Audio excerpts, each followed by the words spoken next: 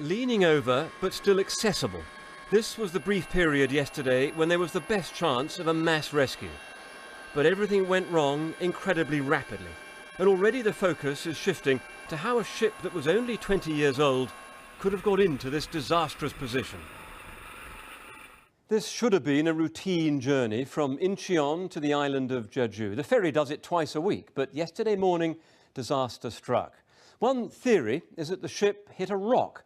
Another is that for some reason the vessel made a sudden turn. We don't know why, but this is emerging as a plausible idea, because a very sharp turn would have shifted the 1,000 tons of cargo and nearly 200 cars that were inside. That would explain why the ferry started listing or leaning to one side.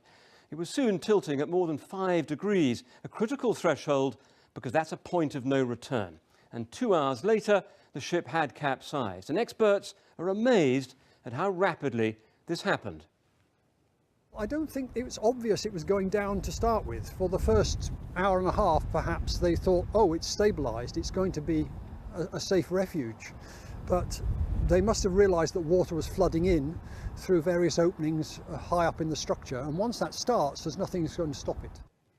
This leaves a series of unanswered questions which will be raised by investigators and by the families of those who died. First, why was the evacuation so slow?